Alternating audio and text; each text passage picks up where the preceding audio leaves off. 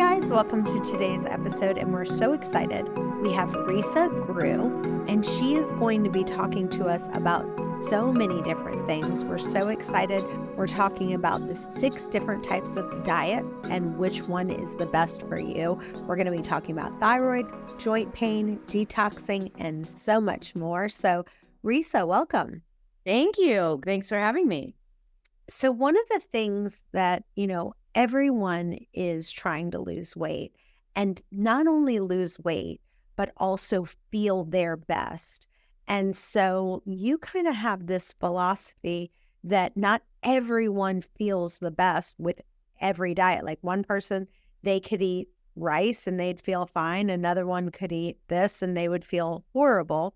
Mm-hmm. So tell us, what are the different diets that you think that people can feel good on, and what brought you to this conclusion? Great question. So I've been a functional nutritionist for decades, and I've worked with thousands of people. And what I realized is that not everybody was thriving on the same exact diet type. So when I first started my practice a million years ago, I would put everybody on the same same diet type, eating lifestyle. And I would notice that some people would absolutely thrive, and some people, the needle wouldn't move at all. Their symptoms would stay the same. And so we didn't really make any progress. So I started to realize that it was that we should start to be eating for our current health status. So example, if you have autoimmune disease, you should be on an AIP protocol. That's the autoimmune protocol. And it's specific. And all the foods are geared towards decreasing that systemic inflammation that's taking place, that the Treg cells, T17 is activated, and we're getting into a cytokine storm, which is basically inflammation. And, all autoimmune diseases are the same in terms of creating that inflammation. We just find a different gland, a tissue, or an organ in which to park itself. So if we put out that fire and decrease that inflammation, our symptoms tend to go away, our antibodies tend to reduce. So that, for instance, the AIP protocol, that's a 30 to 90 day protocol. So that's not a lifetime eating lifestyle. After that, I'm sort of recommending those people to either go on a paleo program or a low lectin, depending on what they have, what their symptoms are. They'll thrive pretty much on either of those two. So that's very specific. Talk about the AIP diet for just a second, and you correct me if I'm wrong, because I'm just doing this based on memory. But from AIP, it is very restrictive. So they basically say no grains, no beans, no nightshades, no dairy, obviously no processed foods, but also no nuts and seeds and no eggs. So that's the main things that I remember. And so that kind of really limits it. And so kind of what you're eating on that diet is basically, vegetables that are not nightshades, and fresh fruits, and then, meat that's not like processed. Right. Is that kind of animal protein and good fats? Correct. It is really restrictive. I have never had an experience with anyone that has done AIP with me, and me included, that has not done really well with that. So it is restrictive, and it is recommended 30 to 90 days, depending on, what your symptoms are, how many antibodies you have. I recommend going 90 days because why wouldn't you? Just trying to, basically, we're trying to put the fire out in the basement, right? So I've had amazing results with watching people on AIP. Did you guys know that 97% of Americans are deficient in at least one mineral? It's true. You need more than a dozen minerals for your body to function at its best. But with the standard American diet, it's almost impossible. So here's where Beam Minerals comes in. Guess what? All you have to do, take one little shot of this one little shot of this one, and guess what? It looks like this, but it tastes like water. Take one shot and boom, in 30 seconds a day, you're getting an entire thing of minerals instead of an entire cabinet of supplement bottles. So with Beam Minerals, we make mineral balance simple. So good. And so what would be some of the things that they have just felt so much better with? Is it joint pain? Is it what are you seeing like that they really started improving on? Joint pain is a great example. I've worked with so many people with rheumatoid arthritis that we've either completely gotten rid of all of their joint pain, and we're talking about pretty severe years of chronic joint pain, or we've lessened it to the degree where it's like a 2 on a scale from 1 to 10, and it comes and goes. But generally, it dissipates completely or just occasionally. Another one, which I thought was really interesting, I worked with somebody who had Tourette's, and when they went on AIP, the Tourette's symptoms went away. So Hashimoto's is another one we tend to see a lot of antibodies go down dramatically. So it's fascinating to watch. Awesome. Okay, so what are the rest of them? The rest of the diet types? Yes. So there's keto, paleo, low lectin, low FODMAP, and AIP.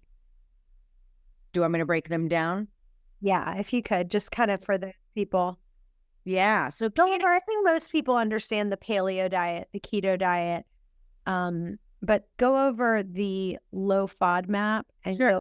go low lectin. Sure. And I just want to say one thing about keto, which a lot of people I don't think understand, is that women don't tend to excel very much on keto. Now, some do, but not everybody. So men really succeed on keto much more than women do. And some of it's tied to cortisol, our stress hormone, but some of it is also fat malabsorption. So if you don't have a gallbladder, it's something I don't really recommend you do keto if you have any fat malabsorption. So that's just something I wanted to say about keto. As far as low lectin or low FODMAP, let's talk about low FODMAP. Low FODMAP is one of those diet types that I use a fair amount in my office. I do see a lot of people who come in with SIBO, which is small intestinal bacteria overgrowth, or anybody with chronic bloating or IBS. Low FODMAP is awesome for those people. And what happens is FODMAP is an acronym, and it stands for fermented oleosaccharides, disaccharides, monosaccharides, and polyols. So in plain English, these are different kinds of carbohydrates that will absorb water and gas, and it will make you bloat. It will just really, the bloating is, it's chronic, and it's debilitating sometimes. So the symptoms of SIBO are chronic bloating and either chronic diarrhea or chronic constipation, and it could be alternating of both. So those are the people that I'm automatically putting on a low FODMAP diet. Now, FODMAPs, these carbohydrates, tend to be there's a lot of different foods that are high FODMAP. So for instance, like all the cruciferous vegetables, so cabbage, Brussels sprouts, cauliflower, broccoli, those tend to really bloat people. Now, some people I have noticed can eat cauliflower, but they cannot eat broccoli, and vice versa. They cannot eat broccoli, but they can eat cauliflower. So onions and garlic are the high FODMAP foods. Those will bloat people pretty much almost all the time. So those are the ones that we really, really watch. There's fiber is really kind of tricky with low FODMAP. So you can have a little bit of vegetables, but not a lot. And certain types of vegetables, but serving size is just huge for low FODMAP. And we gradually, as we start to kill off that bacteria in the small intestine, we can gradually increase our portion size for some of those foods. But animal protein, you're pretty good with. There are certain types of like some cheeses you can have, and like a little bit of sweet potato you can have. It really is very controlled by portion, and the stricter you are at the beginning, the better off you'll be. And again, that's another 30 to 90-day protocol. I don't recommend going on the low FODMAP forever, but a lot of people will go on it for 30 days or even 2 weeks when they're having a reoccurrence, and then it seems to dissipate. And then they go back to maybe a paleo lifestyle, and then they'll just go back to low FODMAP occasionally when they need it. Okay. And then what about the low lectin? Yeah, so low lectin, you had talked about nightshades, and nightshades are really high in lectins. And lectins, I'll just kind of review that. we have this umbrella called anti-nutrients. And under anti-nutrients, we have phytates and we have lectins. And basically, all living organisms on this planet have the ability to protect themselves, right? So we as humans, we can, if we're in a dangerous situation, we can flee, bite, scream, yell, call 911. We can get out of a situation, right? But plants don't have that ability. So what they do is they have what I call a hard candy shell around the germ or the seed of that plant to protect themselves. So our main goals as living organisms is to survive and procreate. Same with plants, right? So it's protecting itself so it can survive and procreate. And so those lectins, which is the hard candy shell around that, can be very difficult to digest. So if you're somebody who doesn't have a lot of acid in your stomach, you're going to have a hard time breaking that down, right? We all have that friend, or maybe it's ourselves, who eat the hummus and then we just blow up like a balloon, right? We're just super bloated. I cannot eat beans.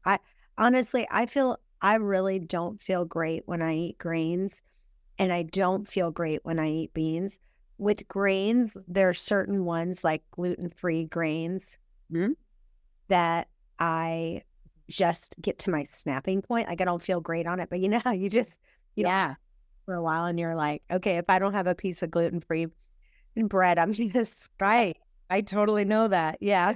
gonna snap. So you're just like, okay, I don't feel great, but I don't feel terrible. So I'm going to go ahead and take, like, if you gave me a piece of gluten bread, I'm going to be on the floor. So that's not even an option for me. So that's completely off the table.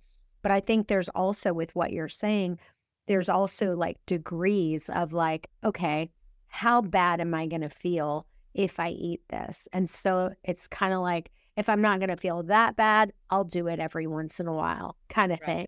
Exactly. You know, I always say, how many times can I punch you in the face until you finally go, stop, right? Like we torture ourselves with eating this food that we really want, but doesn't feel good to us, right? So how many times are we going to do this? And if you do, if you do it occasionally, it's okay. Or you find the right brand or the amount of the portion size that works for you.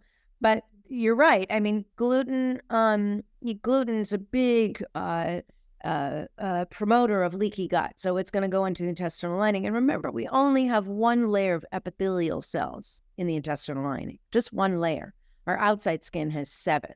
So it's really fragile. And we're putting bread, sugar, dairy, and alcohol and all these chemicals into our intestinal lining, and we're poking holes, right? That's where we get this leaky gut. And then we start to have these food sensitivities, right? It's not that we're all allergic to these foods. It's that we have these gaping holes that when these undigested proteins are going in through the back door, the body says, who are you? You're the enemy.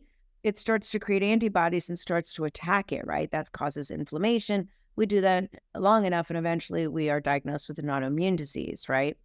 Hopefully not, but that's usually the trajectory of that. So lectins are found in grains, as you said. And now some people, if you give them a digestive enzyme, that's what I would try with you. I would say, let's give you some digestive enzymes so you can break down those lectins. And that works a lot for people, right? But some people it doesn't, right? So, and we all know that lectins cause a lot of inflammation. It's one of those invaders that causes the inflammation. So you feel fine, maybe, perhaps when you're eating that tomato or the eggplant or the hummus, but you might not even bloat, but you're having an inflammatory response to that. And that's because of the lectins are very high in inflammation. They cause a lot of inflammation. Where do we find lectins? As you said, grains and beans, all legumes have high lectins. Now, if you pressure cook them or soak them overnight or for 24 hours, you're going to decrease the lectin load. So if you just have to have that lentil soup, just soak it overnight. A company called Eaton makes beans that are pressure cooked already, so you can buy them in the can, and they're much easier to digest. Some people might not be able to digest them at all. And if you have inflammation, it's not something I'd probably recommend on a regular basis. But it's also found like in seeds of vegetables. So like cucumber seeds and the skin of cucumbers, tomato seeds, tomato skins. Those things are really, really high in lectins. squashes, zucchini skin, zucchini seeds. So those kinds of things are really, really high in lectins. Guys, I just want to interrupt for just a second, and I want you to hear Paul Saladino talk about why liver is so important. And if you don't like liver, we have another option for you. Your ancestors were eating liver. And the reason that this sort of wisdom has been passed down is because liver is very nutritious. It's basically nature's multivitamin. If you look at the nutrients in meat, they're great. You've got zinc, you got B6, you got B12, you got some K2. But if you look at liver, it really complements what's in muscle meat. And there are many unique nutrients found in organs, specifically liver as a powerhouse of these, that are difficult to obtain outside of liver. Like meat and organs are like peanut butter and jelly. They just go together. They're supposed to be eaten together. The easiest way to eat liver is just to do it raw. If you don't want to eat liver raw, you can cook it. But the reason that I like to do it raw is because there are unique nutrients in liver that are probably somewhat degraded when you cook the liver. This really is like the most nutrient-rich supplements that you can find, and they are amazing. I have tried them. I absolutely love them. So just go to heartandsoil.co, use the coupon code Chantel Ray, and save you some money there.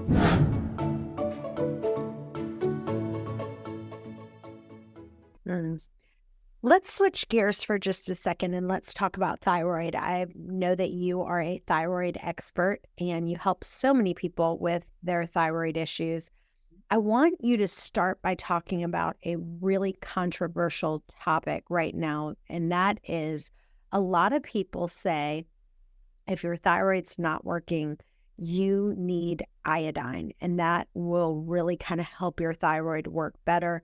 And there's some other things that I'd like you to talk about, like, selenium and some other things that are really good blends for your thyroid, getting it to function. Mm-hmm. And then some people say, actually, some people are taking too much iodine and that could have the reverse effect. So what's your opinion on some of the supplements that you need to make sure that your thyroid is working optimal?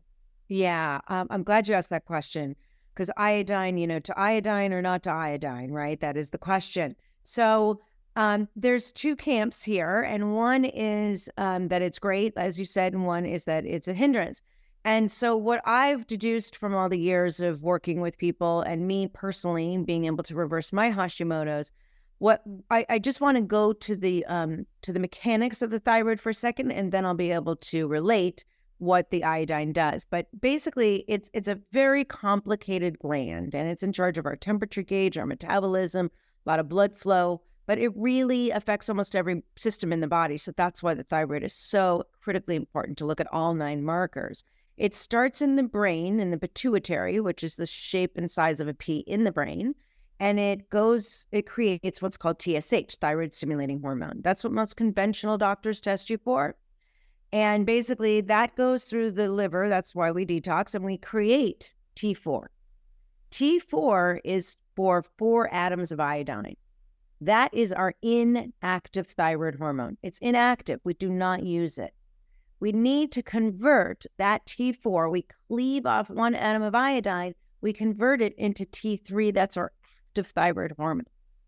So that's the star of the show. That's what we're looking for.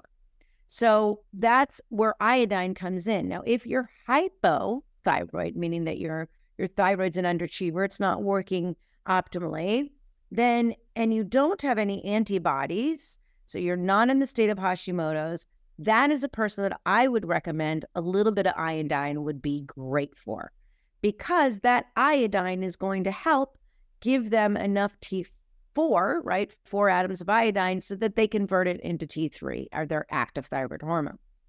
If you are a person who has antibodies and a low T3, I am not going to recommend iodine for you. For you, I'm going to recommend selenium. Selenium, you can get that from enough selenium, about 400 milligrams from 2 Brazil nuts, the big large ones that everybody leaves in the jar. But if you eat 2 of those a day, that selenium will help convert your T4 into T3.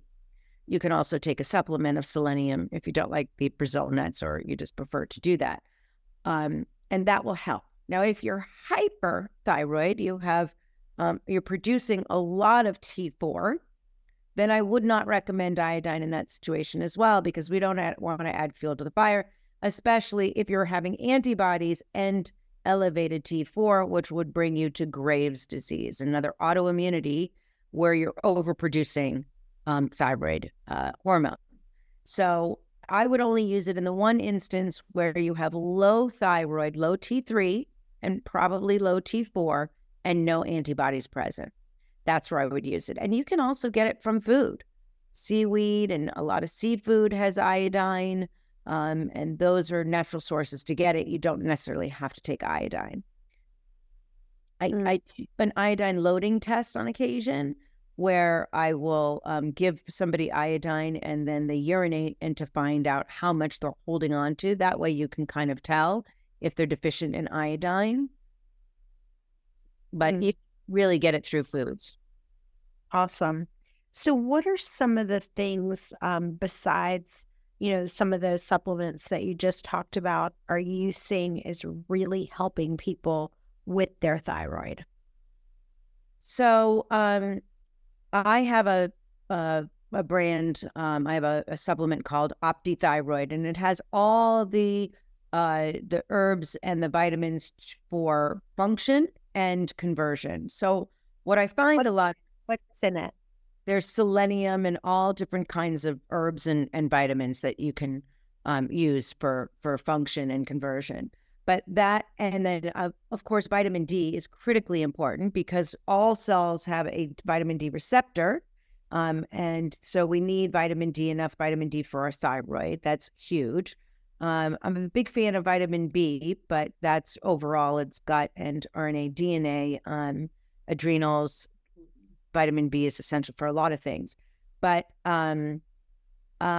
those, and then the 2 Brazil nuts a day is typically what I'm giving people with thyroid. Now, if you're taking a lot of biotin, some people take a lot of biotin for their hair, you'll see that affect your reverse T3. It may cause your reverse T3 to go up. So just be conscious of that if you're taking a lot of biotin. Did you guys know that your thyroid's main food is iodine? And guess what? Mercury and other toxins gobble up your selenium, and your thyroid glands need selenium to convert iodine to thyroxine. So if you have mercury fillings and with all the toxins and mold, your selenium just gets gobbled up. So here's the bottom line. I take something called Peak Thyroid. It's got iodine, it's got copper, and it's got selenium. Everything you need to get your thyroid back to functioning without medicine. So go to chantelrayway.com/upgraded formulas. Use the coupon code ChantelRay to get a huge discount. So I will tell you from personal experience. So I try to eat, my diet's kind of a paleo diet. But if I do, even if I do strict paleo, or if I do the autoimmune paleo diet, I will tell you my thyroid is on overdrive. So what happens is the healthier I eat. So right now, I am on a very, very low, naturally desiccated thyroid, and I've just kind of weaned it down, and it's a very very low dose right now. And if I ate 100% paleo, where I never ate a grain at all, I wouldn't be on any kind of thyroid medicine at all. Wow, that's amazing. I wouldn't. And what happens is even with me being on this low dose, I can tell, like, just from me eating, let's say, 1 piece of gluten-free bread, I can tell, my thyroid and just how I'm functioning and how I'm doing for the day is not as optimal as if I was doing a paleo diet. And so what happens sometimes, what happened to me before I realized this, because it was a major aha for me, was I would sometimes eat paleo and then sometimes I wouldn't, right? So I would just go like this. And then I would realize, like, sometimes, why am I finally put the dots together to figure out how I was feeling right. Does that make sense? Yeah, I love that. Now, was it your energy you were noticing different, or was it the ability to lose weight, or was it sleep? All of it. It's just every symptom of having your thyroid be well. And part of it was at the time when I was taking a lot higher dose. Now I'm on a very low dose, so it doesn't affect me as much. But at one point, I would go to the doctor and my thyroid wasn't like not working. He's like, Chantel, we're gonna have to up your naturally desiccated thyroid because it's not functioning well. Your thyroid's still not working. So he just kept increasing and increasing it. Well, then there were days where, let's say I was eating so clean and so perfect. Well, then I felt like, having that thyroid medicine in you, but then your natural thyroid's actually working, you actually feel terrible. So that's when I actually figured that out. That was a huge aha moment for me. That's awesome. I still have to get myself to the point where I really have to mentally put myself in that space where I say, you'll never have to take thyroid medicine again if you do two things. One, I am taking a few supplements that are made for your thyroid. They're ones by Upgraded Formulas.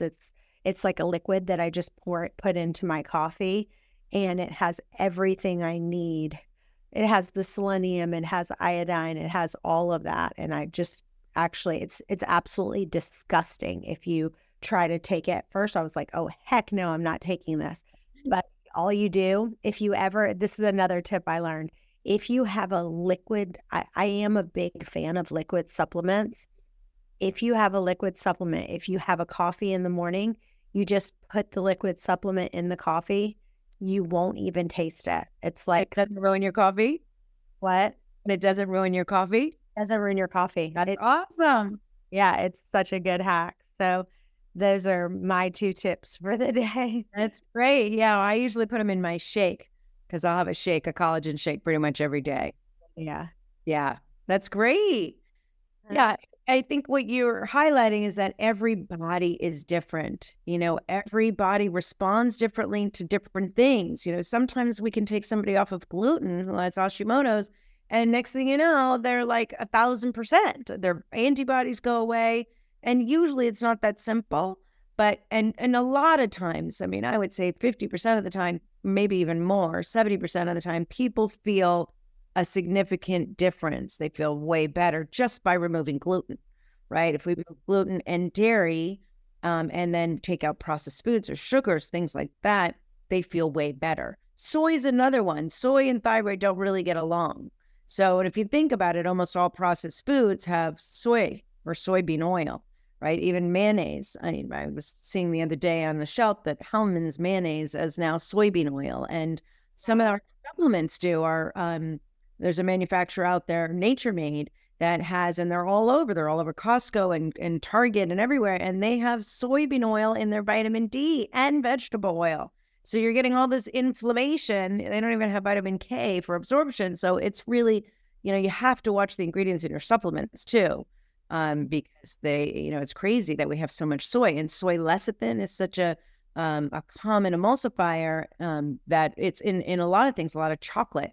So, but it's in a lot of things. So it's really important to stay away from soy when you have thyroid as well.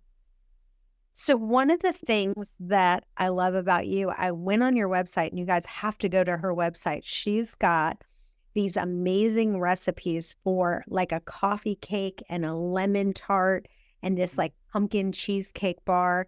And they look absolutely amazing. And so, I think one of the things that will help someone be able to sustain living this healthy lifestyle is by having these little treats. Like, one of the things I do, that coffee cake recipe that you have, I basically make it and then I put it in the freezer, and I put like little, put it in like little baggies. Servings, right. Into little servings. So then, because it's like when you want a piece of coffee cake, you want to have a healthy version, but like right at that time, you don't feel like, okay, let me just whip up some coffee cake right now, So it's right. like these different recipes is super, super important, because then it's like you're satisfied with that coffee cake. You know that they're great ingredients. Talk a little bit about, how you've been able to get all these great recipes and not feel deprived. Because I think if you can get your life to the place where you can eat clean, but never feel deprived, like that for me, anytime I feel like I'm deprived, it is an absolute recipe for disaster. And Sure. just so you guys know, if you look at any kind of binge eating like cycles and charts or things like that, and if you look at them up, they literally start anytime there's a binge. The number one thing of a cycle, it goes like this. You start out feeling deprived, then you have this overwhelming urge to eat, then you binge, then you feel out of control and ashamed, then you diet to regain control, then you start again to feel deprived. If you never start, right, with feeling, the number one thing is feeling deprived. If you get yourself where you go, I'm not feeling deprived. I went and I found this recipe for this amazing coffee cake or this lemon tart and all of these things, then you never get to that place and you don't get rid of that binge cycle. Vicious cycle. A horrible vicious cycle. And I'm so glad you talked about that, because once you start, exactly, you can't, it's self-perpetuating, because you cannot starve. Starvation is just not an option, right? It's that deprivation, starvation. I'm not, I don't support that in the least bit. So, and I love to eat and I love good food and I do love to cook, but I'm not one of those people who could be in there all day with all these ingredients that you can't even find. I'm like, all my recipes are maybe 10 ingredients or less, because I like it simple and easy. I work a lot and I'd rather spend my time that I'm not working being active rather than, being in the kitchen all day. But I am a big fan of preparation, so I do make a lot of food from scratch. I mean, all the food I make is pretty much from scratch. But I love treats. I love sweets. So I use allulose as my number one favorite sweetener, which comes from figs, jackfruit, or raisins. And it doesn't spike blood sugar levels. It does not give you gastric upset. And what I love about it, it's basically free food. We don't really digest it. So it doesn't have any calories or carbs, even though the FDA makes us put it on our labels. You really don't digest it. So there's no calories or carbs, which is awesome. Another sweetener that I really love is monk fruit. So I cook with monk fruit a lot. Monk fruit is often found with erythritol because monk fruit is expensive. So they cut it with erythritol. Erythritol is just a sugar alcohol. Some people can be sensitive if you have a lot or a little. Terrible gas. I cannot. I can't take erythritol because it just, no one would want to be around. A lot of people have that, so I get it. So, but just monk fruit or monk fruit concentrate would be great for you. And the other one is stevia. These are all really good non-calorie, non-nutritive sweeteners that are natural, that don't really have, you don't have to pay to play. So I use those but I usually have like chia pudding in my fridge because that's super easy to make. And I put some collagen in there. So it's got a protein, fat, and fiber. And so that's a great treat that you don't feel deprived, not very high in net carbs at all, depending on what you use. But I have that a lot. I love my brownies, my collagen chocolate brownies, which have almond butter in it, which is amazing. I make tahini chocolate chip cookies. And just like you said, I'll put them in the freezer and I'll just grab one when I need it, right? And I cook a lot of different foods that are good. And what I do is I don't count calories. I don't think calories, they're not all created equal. I'm more concerned with carbohydrates because that's what our fuel source is. But I don't typically recommend people counting unless somebody's like really, really determined to lose a certain amount and we'll start to do some quantitative work. But I don't typically recommend it. I think it's great to just eat food, eat protein, fat, and fiber. Weight loss is a side effect of wellness, and I focus on wellness. Eating protein, fat, and fiber is going to create wellness. I don't know about you guys, but I am stressed. And if you're feeling overwhelmed this holiday season, then I get it. With all the family get togethers, it is just a relentless source of stress. But anyway, there is something that I've got called Stress Guardian, and it's actually made by Bioptimizers, the people who make the magnesium breakthrough, which I love, love, love. But anyway, they are literally made this new product. It has 14 adaptogenic herbs, and it just regulates your stress. I just actually took some right this second, and it's awesome. If you go to stressguardian.com/wasteaway and put in waste away for 10% off your first order, it's stressguardian.com/wasteaway. Go there now. So good. Let's talk about detoxing for just a second. And I know that you're a big fan of detoxing, and I think that I want you to talk about some pros and cons because, when you are detoxing, sometimes you can feel worse before you get better. So I want you to talk about some of your top detoxing tips and what are kind of the pros and cons of each. Yeah, I'm a huge fan of detoxing. As you said, the average American female comes in contact with over 200 toxins just before she's left the bathroom each morning. And if you think about the toxins, I was at the hairdresser yesterday and they had all the Febreze plugins. And I kindly educated the salon about it. And they were so grateful that they didn't know. And I pulled up a couple articles. And anyway, we're still friends. It's all good. And they took out all the plugins. Well, I want you to talk about that for just a second because, let me tell you this. I literally, no joke, at my gym that I was going to, they had them and I literally would take them and pull them out. And it's like the person who is running the gym, it's like, you're so healthy. And like, why do you not know that these are absolutely toxic? So I want you to explain why they are so toxic real quick so people can really understand that. Sure, they're chemicals, right? It's a chemical.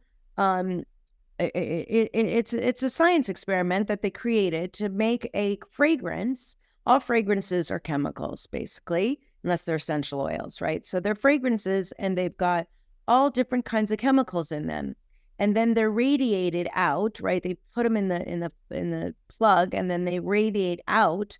Or even worse, when you go into an Uber, they have them on the the air vents. And they're blowing at you, right? And so these chemicals, same things with scented candles and perfumes. These are chemicals that go into your system, and they can live anywhere. They can live in your brain, your kidney, they live in fat cells and fat tissues. That's where we store a lot of our toxins. But they live everywhere. They do destruction, and we have an accumulation of them. A lot of people will say, oh, well, doesn't our body naturally detox? Well, to some degree it does, if your pathways are open. But it doesn't get rid of all of it, right? So I always use this example. Imagine that you're pulling up to a community, right? And you have the lane for the guest, and you have the visitor, and you have the lane for the resident, right? The residents, they just go right through the gate. But the visitors, they have to stay at the gate and wait for the guard to check them and get all their information to get them through. So I use that example because when we ingest, whether we're eating them or we're smelling them or we're putting them on our skin, they're coming into the body. The liver has to go, okay, let me see if I can process you, right? So all the things that we're born to eat or feel or put on our skin or smell, those are the things, or inhale, those are the things that are going right through, right? Because our body knows how to process them. It's the foreign visitors that come in, and the liver has to say, hang on a second, when I'm a second, I'm going to just convert you into an enzyme so I can get you processed through the system. Well, we keep doing that day in and day out, right? Let's say we're having a processed breakfast, and we just, threw on some nail polish and some regular makeup and some deodorant and we put some perfume on and off we go, right? And then we have this breakfast, and the liver's like, okay, I'm trying to catch up with what you just did this morning, and then maybe we slept on sheets that were cleaned with Gain or Tide or something like that. And we can go on and on and on. Everything's scented, right? So your liver is going to start to break down. It's just not going to work optimally. It's too much work for the liver to do. So what we try to do is decrease our toxic load and clean out our liver. depending on where your enzymes are and how you feel, I'm going to recommend that you detox at least once a year, but usually twice is my minimum to 4 times a year. Somebody who's coming into my office brand new, who's got some fatty liver and fatigue and a bunch of other symptoms, I'm going to detox them. I have a detox, my RGN detox I do for 14 days. I do them for 28 days. And you lose a bunch of weight, but again, weight loss is a side effect of wellness. I worked with the Biggest Loser from season 4, and I put him on the detox. He had gained all his weight back from the show, which was crazy, all of it. And so I detoxed him for 28 days. He lost 27 pounds in 28 days, which is a lot for somebody, but he had a lot of weight to lose.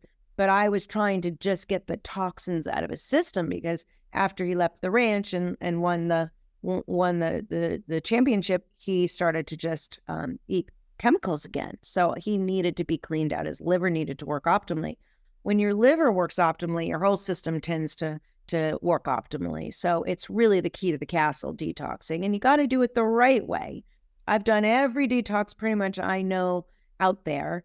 I've fainted. I've done it all. I have literally done it all. So that's why I created my RG and detox, because I wanted to feel good and not feel starving. I always say this is not a starvation diet. You eat when you're hungry and don't when you're not, but you're eating protein, fat, and fiber. You're having collagen shakes with some amino acids and antioxidants that help open up pathways 1 and 2. So you do it safely. There's so many things out there. You know, we could talk about the juice cleanse, right?